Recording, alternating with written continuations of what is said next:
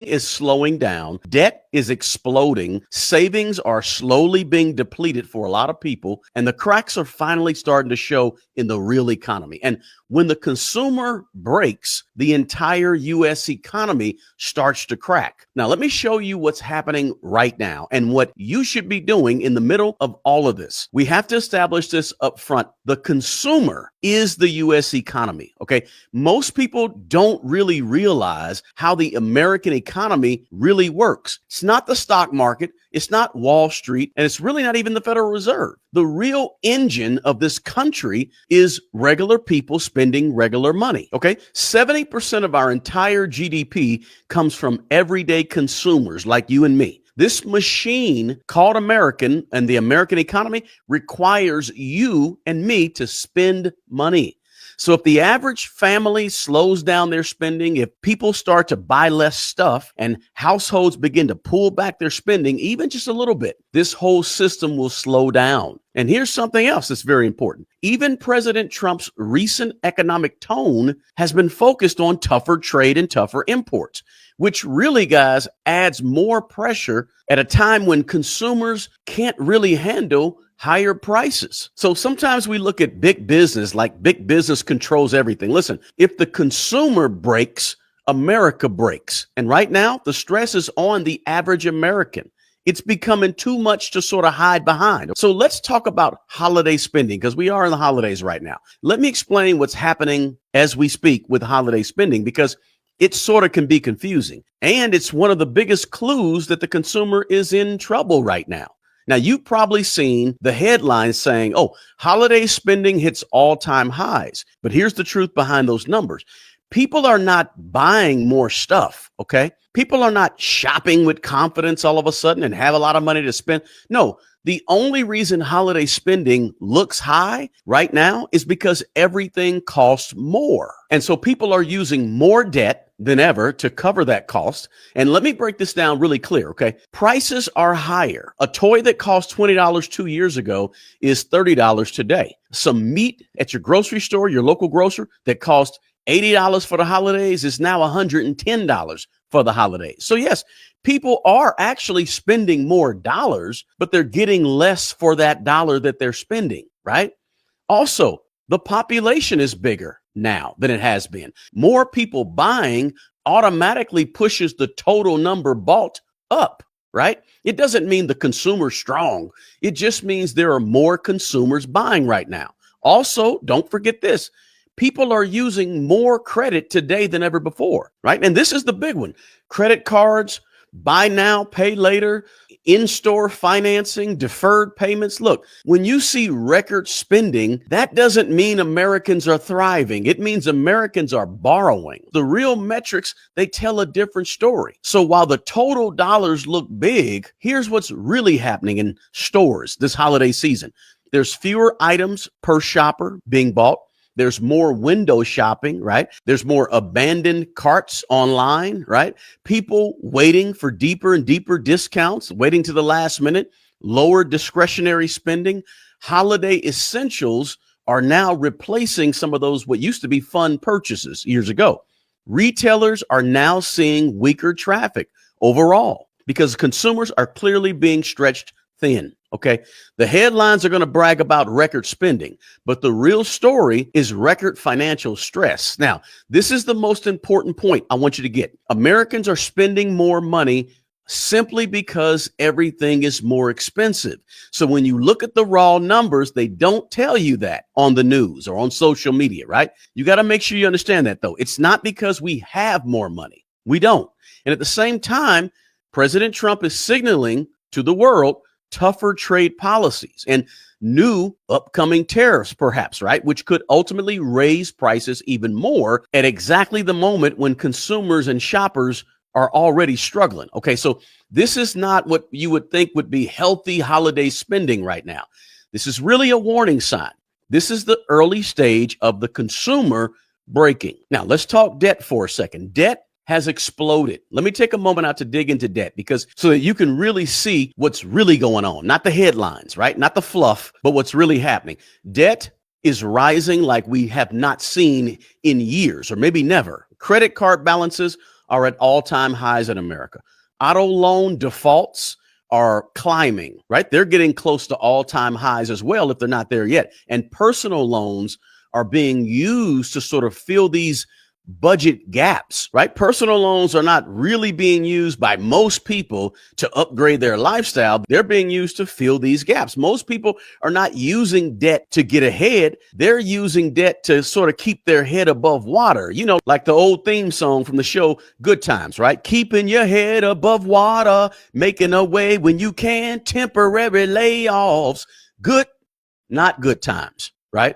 When your household is leaning on debt just to survive, any new pressure, including Trump signaling to the world that there's going to be tougher economic policies, all that becomes just one more hit that really the average American right now can't really absorb. Now, this is what happens when income stays right here, right, the same, while every other part of life gets more expensive. This ends up happening. And I didn't even mention savings, right? Savings accounts. Savings for a lot of people right now are gone, right? All of that pandemic cushion money, extra money we got, that's all gone, right? Most households, they don't even have a few $100s set aside. One emergency, like a broken appliance, right? A couple of flat tires, a medical bill. And a lot of people are going to be pushed just right back into more debt. Savings are the safety net for the economy for a lot of people. And right now, Americans, they don't have a lot of safety net except to do what? The safety net is to go borrow more money or put it on a credit card, right? Guys, it's an epidemic at this point. So when you mix all this together, low savings rate with rising cost and Trump's tougher trade tone, it creates a dangerous environment where the weakest households in America get hit first and they get hit the hardest. This is a flashing red light for the economy right now. Now, I'm giving you real life stuff here, but I don't want you to get discouraged because there are some things that you can do, and I'm going to get to those in a bit. But I think we need to be honest, and I mean, people feel it everywhere. We're talking car insurance is up 20 to 40%. Utilities, just to heat your home, is rising, right? Groceries, obviously, still elevated. Rent has been elevated for several years now. Medical costs keep climbing and going up. And property insurance in some states, I know the state I live in, out of control. And when Trump talks about these tariffs or tightening trade, all that's going to do is trigger higher prices on imported goods, which is the last thing we need as consumers right now. Now, there's pros and cons to tariffs. We know that. But if from a consumer standpoint, it's not something a lot of people can handle right now. Now, I haven't even mentioned jobs, but we have to realize that companies are cutting jobs quietly. Not huge layoffs. We've seen a few in the news, but not a lot of huge ones. They're reducing hours. They're ending some of the overtime, freezing some hiring, cutting some contractors, pushing some people to early retirement like we've seen with the federal government, right? These buyouts and cutting costs through cutting jobs, right? Pushing employees out, performance reviews, all those things are happening, right? These are cuts that don't really show up in the jobs report, right? They don't really show up in the unemployment rate, not yet, but they show up in people's paychecks, everyday people's paychecks and consumers' paychecks. And here's the deal.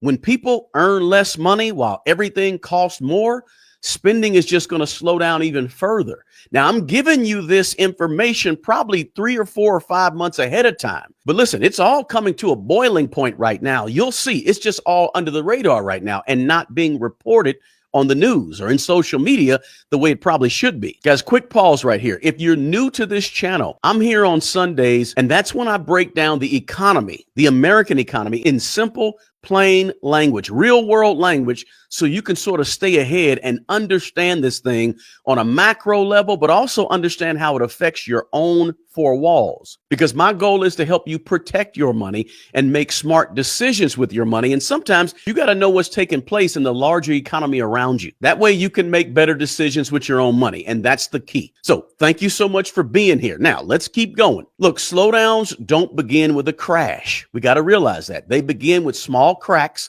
in the system, weak spending, rising debt, disappearing savings, cost pressures, and job cuts ultimately, right?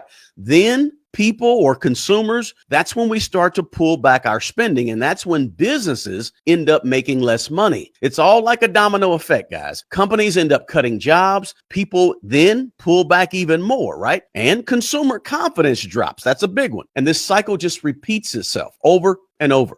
Right now, we are in the early stages of that loop. that part before the headlines catch up. You're feeling it in your wallet and in your pocketbook, but the headlines ain't really saying it. Well, they'll be saying it soon, right? So here's what happens next. If the consumer spending continues to weaken, ultimately, retail sales are going to fall. Corporate earnings are going to start missing expectations more and more. Companies are going to begin public layoffs. GDP is going to slow down. The medias will start using, like they were a few years back, using the word recession. You'll hear that word a lot. And the pressure is going to build on the Federal Reserve to act to make money cheaper to borrow, lowering the Fed funds rate. Now, I'm not saying it's going to happen tomorrow or next month, but I'm saying it could happen soon. Okay.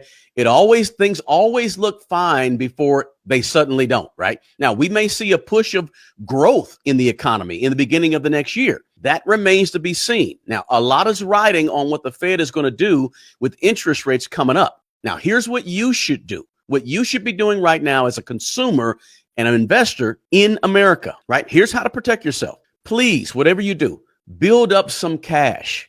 Even small amounts of cash can add up. Also, please trim your spending. You don't have to feel responsible for keeping this economic machine running, right? And well-oiled, right? Remember, as a consumer, you are extremely important, but you can pull out of the system in terms of how you manage your day-to-day money, spending less money, taking care of your own four walls before you even worry about the American economy, right? So cut expenses if and where you can. And also this, please avoid any new bad debt. Now is just not the time. When I say bad debt, I mean debt on anything that's not increasing in value.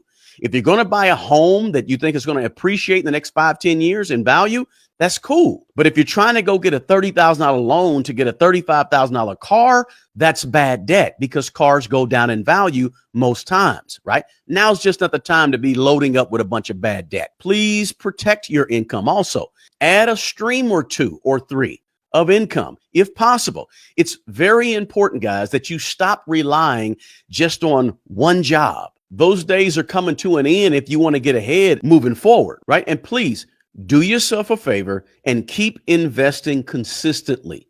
Don't panic. Stay disciplined. Dollar cost averaging is your friend, okay? Don't try to time the market, get in and get out and panic and all. No. Dollar cost average. Put a certain set amount of your money towards the stock market, ETFs, index funds, whatever you buy on a regular basis, right? And just keep doing that. Delay any big upgrades in terms of what you're trying to buy. Protect your flexibility. That's why I say have cash, right? Smart money prepares early. While everybody else is reacting too late and panicking, if you prepare now, you'll be better off. When things are fine is when you need to prepare for when things are not fine. And when things are not fine, you need to be patient because ultimately things will come back around. But listen, you want to get ready early. That's all I'm saying. Now listen, guys, when Americans run out of money, the economy suffers. The signs are all here. Weaker spending, exploding debt, fewer and fewer savings, right?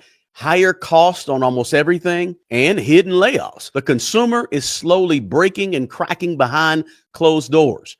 And if nothing changes, the crash is coming next. Guys, the point in this video is to just make you aware of what is happening around you in the American economy and give you some things to think about and do, some practical